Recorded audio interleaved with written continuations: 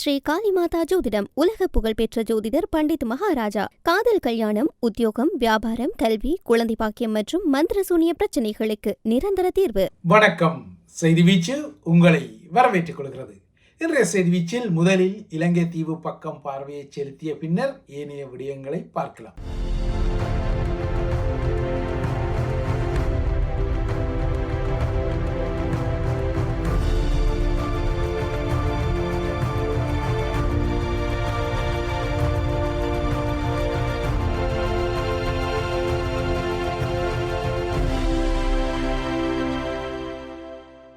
இலங்கை தீவில் இன்று மே 30 அதிகாரபூர்வ அரச வெசாக் நிகழ்வு கடந்து கொள்கிறது.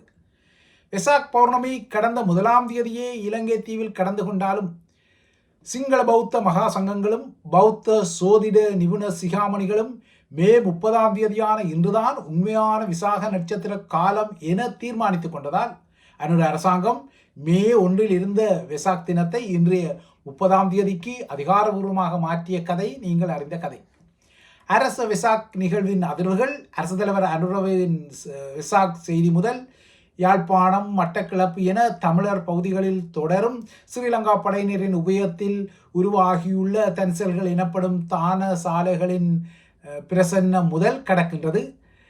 ஆயினும் யாழ்குடாவில் கடந்த 27 புதன்கிழமை கடலுக்கு சென்ற வடமராட்சியைச் சேர்ந்த கடத்தொழிலாளர்கள் 4 இதுவரை கரை திரும்பாத நிலைமை அங்கு கவலைகளை உருவாக்கியுள்ளது. இவர்களை தேடுவதற்காக இன்று ஸ்ரீலங்கா வான்படையின் உலங்கு வானூர்தி ஒன்று பயன்படுத்தப்பட்டதாகவும் யாழ்குடா செய்திகள் தெரிவிக்கின்றன. இவ்வாறான கவலைக்குரிய அதிர்வுகள் யாழ்குடாவில் வெளிப்பட ஸ்ரீலங்காவின் வெசாக் அதிர்வுகள் அனுரவின் வெசாக் செய்தி உட்பட்ட அதிர்வுகளாக கடந்து கொள்கின்றது. இலங்கை தீவில் இப்போது பௌத்த பிக்குகள் தொடர்பான பல ஒழுக்கக்கேடான விடயங்கள் வெளிவந்து கொள்வதாலேயோ என்னவோ தனி நபர் ஒருவருக்குள் இருக்கும் அக ஆன்மீக அமைதி முதலில் பாதுகாக்கப்பட வேண்டும் என பௌத்தம் போதிப்பதாக அனுரவின் இன்றைய வெசாக் செய்தியில் ஒரு முத்தாய்ப்பு விடயம் இருந்தது. அரச வெசாக்கின் முதன்மை மையமாக மாத்தறை திகோகடா கிராமம் இருக்கின்றது. அங்கு அரச வெசாக்கின் நிகழ்வுகள் இடம்பெற்று வருகின்றன. குறிப்பாக இந்திய பௌத்த பாரம்பரிய கண்காட்சிக்கும் அங்கு முக்கிய இடம் வழங்கப்பட்டு இந்தியாவில் உள்ள பௌத்த புனித தலங்கள், புராதன மடாலயங்கள் எல்லாம் அங்கு காட்சிப்படுத்தப்படுகின்றன. ஜேவிபி தனது 2 வன்முறை கிளர்ச்சிகளின் போது இந்திய எதிர்ப்பை அதிகம் விரவவிட்டு மைசூர் பருப்பு முதல் டாடா, அசோக் லேடன் வாகனங்கள் வரை தீயிட்ட அதே தெற்கில்தான் இப்போது அதே ஜேவிபி ஆட்சி தரப்பு என்ற வகையில் இந்திய பௌத்த பாரம்பரிய கண்காட்சியை நடத்துவது உண்மையில் ஜேவிபியின் வரலாற்றில் ஒரு சிஸ்டம் சேஞ்சாக இருக்கத்தான் செய்கின்றது. 2026 அரச வெசாக் நிகழ்வுகளின் ஒரு நவீனத்துவமாக ஸ்ரீலங்காவின் டயலாக் தொலைத்தொடர்பு நிறுவனம், அதாவது டயலாக் டெலிகாம் நிறுவனம், ஒரு வெசாக் வெர்ச்சுவல் எனப்படும் மெய்நிகர் கண்காட்சி சுற்றுப்பயணத்தை பௌத்த பக்தர்களுக்கு வழங்கிக் கொள்கின்றது. இந்த மெய்நிகர் பயணத்தில் பங்கெடுக்கும் பக்தர்கள் அனுராதபுரத்தில் உள்ள 8 புனித ஸ்தலங்களான, அதாவது அட்டமஸ்தானங்களையும் சுற்றி பார்க்கும் ஒரு வெர்ச்சுவல் அனுபவத்தை கண்காட்சி கூடங்களில் பெற்று வருகின்றார்கள். புத்தர் வழியிலான வெசாக் கருப்பொருளில் தியானமும் அட்டசீலங்கள் எனப்படும் 8 ஒழுக்கங்களை கடைபிடிக்கும் ஆன்மீகமே வெசாக்குக்கு முதன்மையானது என்பது வெளியிட நிலையான விடயம். ஆனால் சமகால ஸ்ரீலங்காவில் சாமானிய பௌத்தர்களை விட பௌத்த மத தலைகளின் ஒழுக்கக்கேடுகள் குறித்த பகீர் செய்திகள் சமகாலத்தில் அதிகம் வெளிவந்து அவை பேசு பொருளாகியுள்ளன. இதனால் இந்த முறை இந்த வெசாக் காலம் இந்த பேசு பொருளை மையப்படுத்தியே சுற்றி சுழல்கின்றது. அதிலும் தற்போது டயலாக் டெலிகாம் வழங்கும் வெர்ச்சுவல் சுற்றுப்பயணத்தில் காட்டப்படும் அனுராதபுரத்தின் 8 புனித தலங்களான, அதாவது அட்டமஸ்தானங்களை நோக்கும்போது அதன் தலைமை பிக்குவான அட்டமஸ்தானபதி விழிப்பு 71 வயதான பல்லேகம ஹேமரத்ன நாயக்க தேரரை மையப்படுத்திய பகீரிடும் சிறார் பாலியல் குற்ற சந்தேகங்கள் நினைவுக்கு வருகின்றன. எனினும் அவரை காப்பாற்றும் வேலைக்காக இப்போது பௌத்த கடும்போக்கு தலைகளும் மஹிந்த ராஜபக்ஷ, நாமல் ராஜபக்ஷ என்ற முக்கிய அரசியல் தலைகளும் குரல் கொடுக்க ஆரம்பித்து விட்டன. அந்த வகையில் அட்டமஸ்தான தேரர் செய்த குற்றங்களை பார்க்காமல் அவர் நாட்டுக்கும் பௌத்த சாசனத்துக்கும் செய்த சேவைகளைத்தான் பார்க்க வேண்டும் என பொதுபல சேனாவின் கலகொட அத்தே ஞானசாரர் போன்ற காவி சகபாடிகள் சவுண்ட் கொடுக்கின்றனர். இதேபோல மகாநாயக்க தேரர்களின் முடிவுகளை யாரும் கேள்விக்குட்படுத்த முடியாது. அவை சரியோ பிழையோ தேரர்கள் கூறும் கருத்துக்களை ஏற்றுக்கொள்ள வேண்டுமென மஹிந்த ராஜபக்ஷ நேற்று கூறிக்கொண்டார்.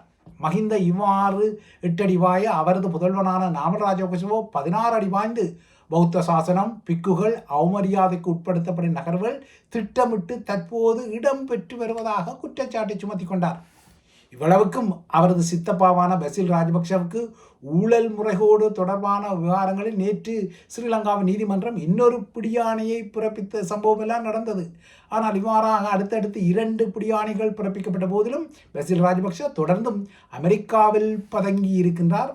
ஆனால் அவ்வாறாக அமெரிக்காவில் பதுங்கி இருக்கும் பசில் ராஜபக்ஷவுடன் அனுர அரசாங்கத்தில் உள்ள சில உயர் முகங்கள் இரகசிய பேச்சுக்களை நடத்துவதாகவும், இவ்வாறான உயர்முகங்கள் தன்னை விட தனது சித்தப்பாவிடம் அடிக்கடி தொலைபேசியில் பேசுவதாகவும், ஒருவேளை அரசு தரப்பின் ஆலோசனையில்தான் தனது சித்தப்பாவான பசில் ராஜபக்ஷ அமெரிக்காவில் தங்கியிருக்கின்றாரா என்பது தனக்கே தெரியாதெனவும் நாமல் ராஜபக்ஷ ஒரு விடயத்தை நேற்று அவிழ்த்து விட்டார். கடந்த 2014 இடம்பெற்ற மாகாண சபை தேர்தலில் ஊவா மாகாண சபை தேர்தலுக்காக நடத்தப்பட்ட பரப்புரைகளின் போது ஸ்ரீலங்காவின் சுற்றுலா அதிகார சபையிடமிருந்து 78 லட்சம் ரூபாவை முறைகேடாக பயன்படுத்தி மஹிந்தவின் உருவப்படம் பொறிக்கப்பட்ட 12,000 டிஷர்ட்டுகள் எனப்படும் மேலங்கிகளை தயாரித்த குற்றச்சாட்டின் பேரில் தான் பசில் உட்பட்ட சிலரை கைது செய்யுமாறு கொழும்பு கோட்டை நீதவான் நீதிமன்றம் நேற்று சிஐடிக்கு உத்தரவிட்ட நிலையில் நாமல் ராஜபக்ஷவின் இவ்வாறான பகீரிடம் இல்லையென்றால் தீலான செய்திகள் வருகின்றன. குறிப்பாக அரசின் உயர்மட்ட முகங்களே பசிலுடன் கமுக்கமான பேச்சுக்களில் இருப்பதான செய்திகள் இவை. இவ்வாறு பல அரசியல் மற்றும் பௌத்த முகங்கள் பௌத்த துறவிகளின் ஒழுக்கக்கேடுகள் குறித்த விடயத்தில் சில வக்காலத்துக்களை வாங்கி கொண்டாலும், இவ்வாறான ஒழுக்கக்கேடுகள் குறித்த விடயத்தில் புத்த பகவான் என்ன பதில் வழங்கினார் என்பது குறித்தோ, புத்தரின் போதனைகள் மற்றும் தீர்ப்புகள் சார்ந்த வினய விதிகள் இல்லையென்றால் ஜாதக கதைகள் குறித்தோ இந்த அரசியல் இல்லையென்றால் பௌத்த தலைகள் அறிந்து கொண்டாலும் அவற்றை அறியாதது போல கதை கூற தலைப்படுகின்றார்கள்.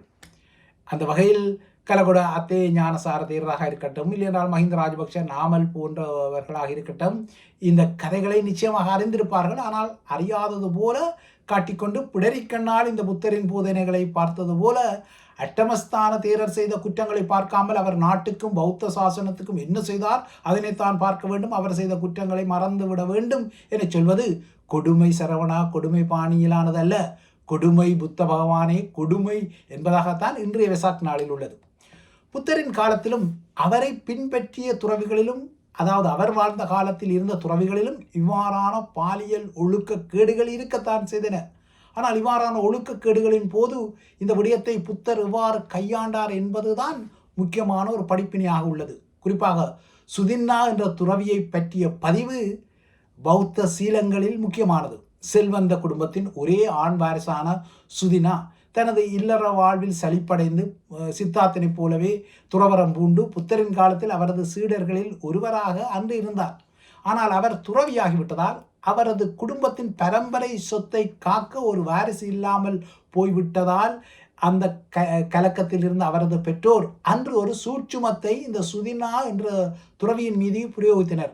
அதாவது பிக்குவாக இருந்த சுதினாவை மீண்டும் இல்லற வாழ்விற்கு திருப்ப முடியாமல் போன அவரது பெற்றோர் தங்களின் பெரும் செல்வத்திற்கு ஒரு வாரிசை பெற்று தருவதற்காக துறவி சுதினா ஒரே ஒரு முறை தனது முன்னாள் மனைவியுடன் உடல் உறவு கொள்ள வேண்டும். அவ்வாறான உடலுறவு மூலம் ஒரு வாரிசை பெற்று தந்தால் அதுவே போதும், அதற்கு பின்னர் அவர் துறவரத்தில் இருக்கலாம் என கெஞ்சி கொண்டதால் பெற்றோரின் நச்சரிப்பால் துறவி சுதின்னா அதற்கு ஒப்புக்கொண்டு அவ்வாறே தனது முன்னாள் மனைவியுடன் உடலுறவு கொண்டும் இருந்தார்.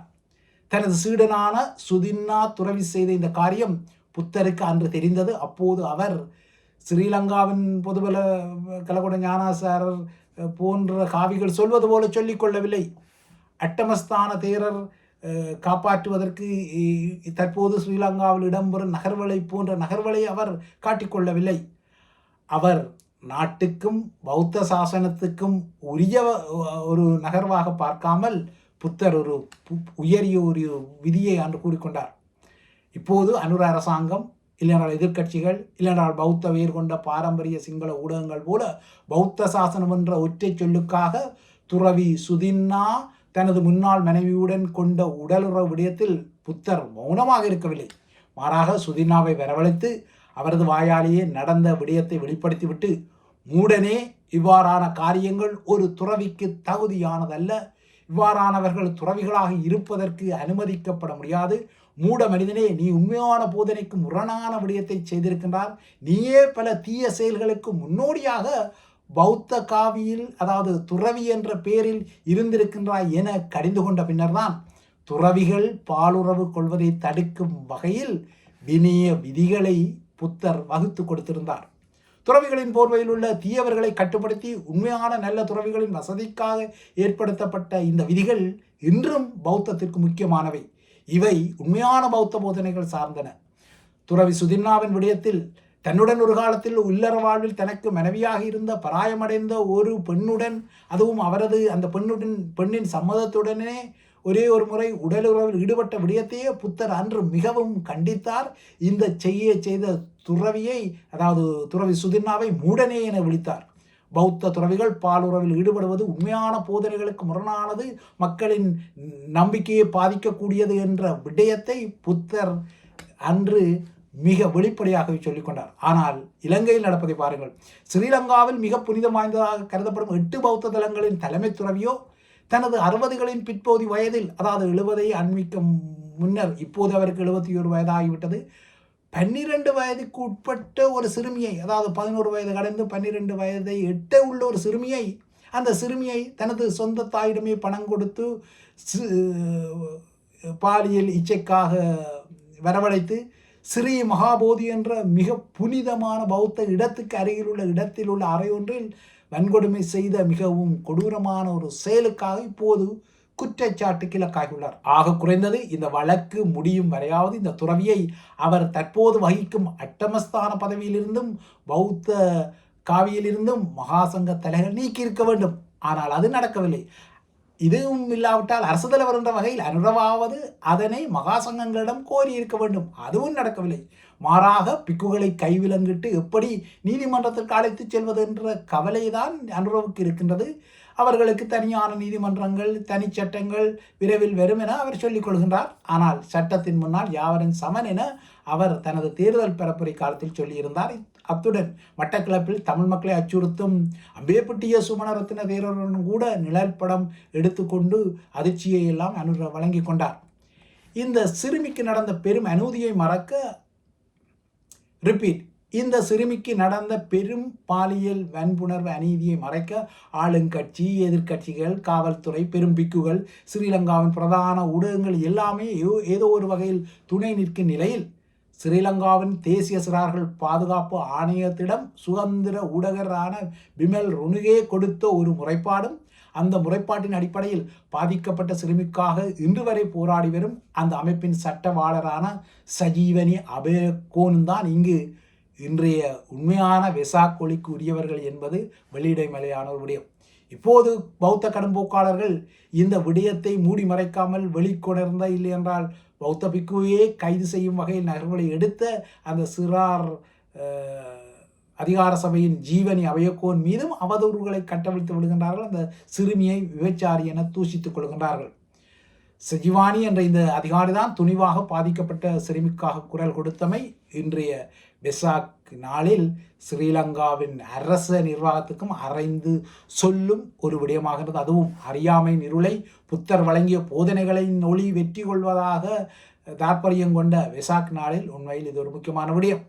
இவை இலங்கை விடயங்கள். அடுத்து தமிழக நிலவரங்களை நோக்கி கொண்டால், தமிழக முதல்வர் விஜயின் ஆட்சியில் தொடரும் அதிகாரிகளின் அதிரடியான இடமாற்றங்களின் நீட்சியில் செங்கல்பட்டு, திருவள்ளூர், மதுரை, திருச்சி, கன்னியாகுமரி, வேலூர், கள்ளக்குறிச்சி உட்பட்ட மாவட்ட ஆட்சியாளர்கள் உட்பட, அதாவது கலெக்டர்கள் உட்பட 40 IAS எனப்படும் இந்திய நிர்வாக சேவை அதிகாரிகள் நேற்று ஒரே நாளில் பணியிடை மாற்றம் செய்யப்பட்டுள்ளனர். இதேபோல திருச்செந்தூர் முருகன் கோயிலுக்கு நேற்று சென்ற அறநிலையத்துறை அமைச்சர் ரமேஷ் அங்கு இரகசியமாக திடீர் ஆய்வுகளை மேற்கொண்ட போது தனது உதவியாளரிடமே கோயில் தரிசனம் செய்ய 4,000 ரூபாய் பெற்றுக்கொண்ட கோயில் அர்ச்சகர் உட்பட்ட கோயிலின் முறைகேடுகள் தொடர்பாக 5 பேர் மீதும் நடவடிக்கை எடுத்திருக்கின்றார். இதுவும் ஒரு அதிரடி நகர்வாக வந்தது. இதேபோல சென்னையில் சிறுவன் ஒருவரிடம் பாலியல் அத்துமீறலில் ஈடுபட்டதான குற்றச்சாட்டில் கைதான வடபழனி காவல் நிலைய குற்றப்பிரிவின் தலைமை காவலரும் அதிரடியான பணி நீக்கத்திற்கு ஆளாகியுள்ளார். இவை தமிழக நிலவரங்கள். இறுதியாக உலக நிலவரங்களை நோக்கிக் கொண்டால், உலக நிலவரங்களில் ஈரானுடனான சமாதான ஒப்பந்தம் குறித்து அமெரிக்க அரசு தலைவர் டொனால்ட் ட்ரம்ப் இன்னும் எந்தவித அறிவிப்பையும் வெளியிடாத நிலையில் அமெரிக்க பாதுகாப்பு அமைச்சர் பீட் ஹெக்ஸெட் எந்த ஒரு ஒப்பந்தமும் நல்ல ஒப்பந்தமாக இருக்கும் என சிங்கப்பூரில் கூறியிருக்கின்றார். ஒரு ஒப்பந்தத்தை செய்ய ஈரான் விரும்பவில்லை என்றால் அது அமெரிக்க இராணுவத்தை எதிர்கொள்ள வேண்டும் என்றும், ட்ரம்ப் உத்தரவிட்டால் போரை மீண்டும் ஆரம்பிக்க அமெரிக்க இராணுவம் தயாராக இருப்பதாகவும் ஆயுத கையிருப்பு போதுமாக இருப்பதாகவும் அவர் கூறிக்கொண்டார். நேற்று வெள்ளிக்கிழமை வெள்ளை மாளிகையில் சுமார் 2 மணி நேரம் தனது ஆலோசகர்களை சந்தித்த டொனால்ட் ட்ரம்ப் இந்த சந்திப்பில் எடுக்கப்பட்ட முடிவுகளை இதுவரை பகிரங்கப்படுத்தவில்லை. எனினும் டொனால்ட் ட்ரம்ப் தனது சிவப்பு எல்லைகளை ஈரான் பூர்த்தி செய்யாவிட்டால் இந்த ஒப்பந்தத்தில் கையெழுத்திட மாட்டார் என வெள்ளை மாளிகை குறிப்பிடுகின்றது. இவைதான் ஐபிசி தமிழின் செய்தி வீச்சு. தொடர்ந்தும் ஐபிசி தமிழுடன் இணைந்திருங்கள்.